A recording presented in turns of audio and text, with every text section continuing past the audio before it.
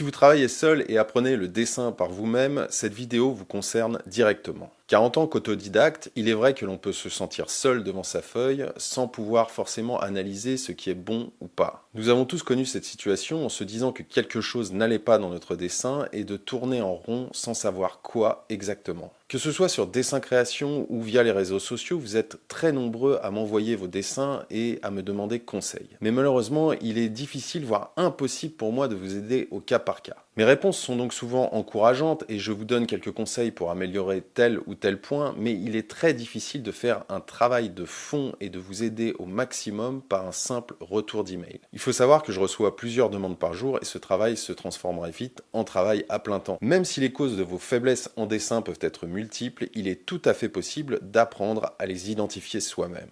Et si vous apprenez seul, ce travail d'analyse est essentiel si vous souhaitez vraiment progresser. C'est pour cette raison que dans cette vidéo, je tenterai d'être le plus clair et le plus précis possible pour vous aider au maximum dans cette démarche d'analyse. Je vous propose donc, dans un premier temps, d'analyser les erreurs que nous commettons le plus souvent en tant qu'apprenti dessinateur, puis de voir ensemble des méthodes visuelles mais aussi pratiques pour vous aider à mieux comprendre et corriger vos faiblesses.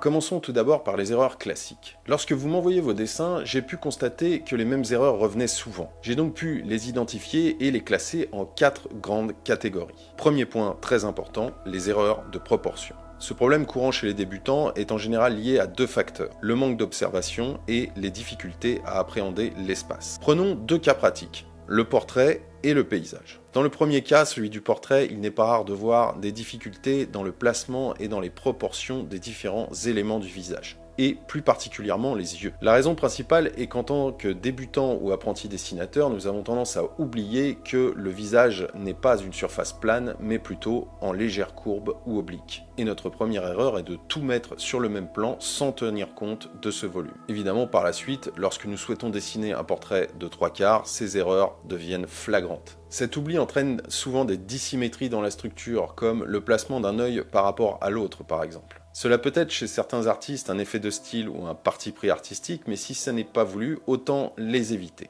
Dans le cas d'un paysage, c'est souvent la notion d'échelle en fonction de l'éloignement qui nous pose problème. En effet, les proportions d'un objet par rapport à un autre sont toujours plus simples à voir lorsqu'ils sont proches que lorsqu'ils sont éloignés. Il n'est donc pas rare de constater dans certains dessins des personnages ou des maisons anormalement grandes les uns par rapport aux autres. Ce problème est directement lié à la notion de plan et au second point de blocage dont nous allons parler tout de suite. Ce second point, justement, c'est le défaut ou le manque de perspective. Ce point paraît souvent effrayant parce qu'il requiert de la technique, mais n'oublions pas également qu'il fait appel à pas mal d'instincts. Et apprendre simplement les premières bases permet de débloquer pas mal de situations et permet aussi justement de vous affranchir de la technique pure et dure qui fait appel souvent à la géométrie dans l'espace. En général, la perspective permet de résoudre bien des choses, notamment la notion de profondeur et de plan dans une scène, mais aussi, comme nous venons de le voir, de juste proportion. Tous ces points sont en général liés entre eux et c'est ce qui pêche chez les débutants. Troisième point clé, le manque de contraste. Lors de nos premiers essais en dessin, nous avons tendance à confondre contraste et remplissage, en oubliant que c'est un facteur déterminant qui permet de donner du volume, de la profondeur et de la vie à notre sujet. Et bien souvent, dans ce domaine, nous avons tendance à en faire trop ou pas assez.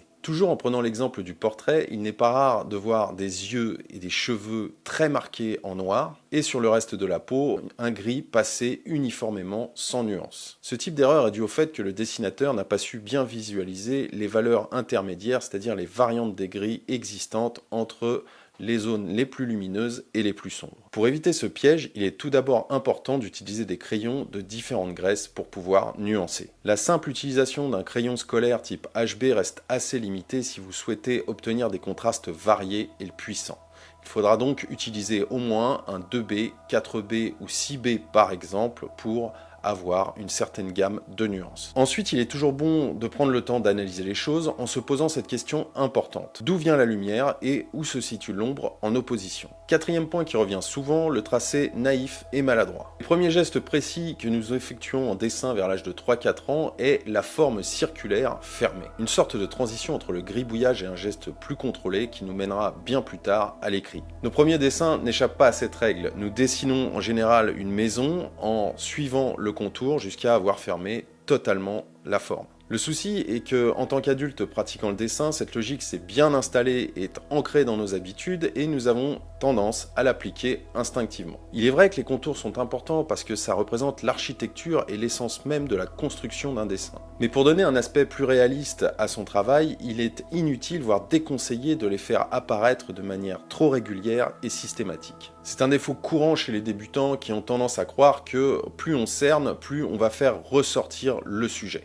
Mais cet effet annule au contraire le dynamisme et la force d'un tracé apparaissant légèrement ou partiellement. Voilà pour ces erreurs courantes. Bien sûr, il en existe d'autres, mais elles se reportent en général ou sont liées à ces 4 piliers fondamentaux du dessin. Passons maintenant aux moyens dont nous disposons pour pouvoir comprendre et analyser nos erreurs et pouvoir les corriger plus facilement. Apprendre le dessin ou la peinture est avant tout un entraînement visuel, et cela demande un investissement énorme en termes de concentration et d'énergie. Au bout d'un moment, lorsque la fatigue se fait sentir, on a tous du mal à voir et à identifier clairement les défauts de notre travail. Si vous atteignez ce stade, c'est tout simplement qu'il est temps de faire une pause et d'arrêter. Bien souvent, lorsque l'on reprend, tout devient plus clair et ce que l'on n'arrivait pas à distinguer nous saute souvent aux yeux. Donc le premier conseil est de stopper pour mieux reprendre. Inutile de forcer les choses, vous ne ferez que perdre plus de temps en voulant en gagner. Voici maintenant 3 formules qui vous permettront de visualiser plus clairement vos erreurs.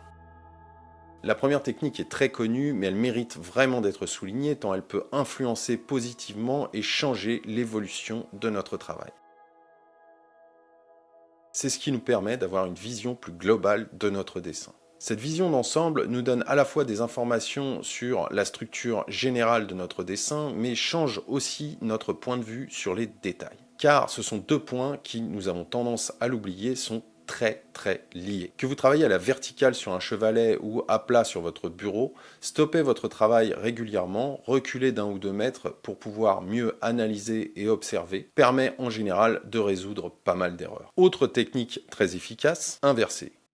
Là aussi, le principe est basé sur le même levier, changer de point de vue pour mieux voir. Il suffit de mettre simplement votre feuille ou votre toile à l'envers, puis si vous utilisez un modèle photo par exemple, vous faites de même avec celui-ci. Dans ce cas, c'est un véritable bouleversement pour notre cerveau. Et le changement visuel est encore plus radical que dans le premier cas. Le fait d'inverser l'image nous permet de ne plus tenir compte de la signification de notre sujet et de l'analyser sur le plan graphique uniquement. Les défauts de placement ou de proportion dans le cas d'un portrait par exemple nous apparaissent en général bien plus clairement. Dernier exemple dans la même lignée. Cette dernière astuce synthétise un peu les 2 précédentes. Beaucoup de peintres et dessinateurs préfèrent travailler à même le sol. D'une part pour avoir le recul suffisant et observer globalement ce qu'ils créent, et d'autre part pour pouvoir modifier leur point de vue à volonté en tournant autour de leur format. C'est une façon de travailler très dynamique qui vous procurera à la fois une grande liberté dans l'exécution mais aussi dans l'observation. Troisième point très important, la création ne se limite pas à l'action. On a tendance à croire, souvent à tort, qu'il faut avoir suffisamment avancé son travail avant de l'analyser. Pour travailler efficacement, il est nécessaire de passer régulièrement et de basculer de l'observation à l'analyse et de l'analyse à l'action. C'est une boucle et un processus qui doit devenir naturel chez vous et qui l'est chez tous les grands créatifs. Malheureusement, en tant que débutants, nous avons tendance à le négliger. Par manque de patience, nous préférons en général agir et juger ensuite. Si vous attendez la fin avant de vous poser les bonnes questions, vos chances d'échouer et de vous tromper seront beaucoup plus élevées. Donc dès votre esquisse, il est important de faire ces allers-retours permanents entre action et analyse. Dernier point très important. Voici une citation à propos de l'autocorrection parue dans Wikipédia. Dans la communauté, l'élève développe des habiletés critiques et d'autocorrection car ses idées sont soumises à la réflexion et à la critique des autres. Cette citation nous dit clairement qu'au contact d'un groupe, nous apprenons du regard des autres à voir ce que l'on n'aurait pas vu seul. Mais plus intéressant qu'une critique émise par une autre personne, si elle est pertinente, pourra nous aider sur le long terme. Car nous y repenserons et elle nous sera utile à chaque fois que nous rencontrerons un problème similaire. Petit bémol avec ça, attention de ne pas trop multiplier les avis. Car nous ne sommes malheureusement pas tous entourés d'experts et demander son avis à 10 personnes revient souvent à avoir 10 avis différents. Cette démarche risque donc d'avoir l'effet inverse en vous faisant douter et au final en vous empêchant de prendre la bonne décision. La bonne formule est aussi de suivre son instinct. Vous pouvez recouper les 2 ou 3 remarques qui vous semblent pertinentes avec votre propre avis pour ensuite trancher. Car n'oubliez pas que c'est vous qui devez prendre la décision. C'est important, ça fait partie aussi du processus créatif. Tout comme la création, apprendre à analyser et se corriger est un muscle qui se travaille de façon permanente. Mais attention, pour que ces conseils fonctionnent, il est important que votre jugement soit toujours et systématiquement accompagné d'analyse et de réflexion. Pour faire simple, le fameux « c'est nul » ne vous mènera absolument nulle part à part au découragement.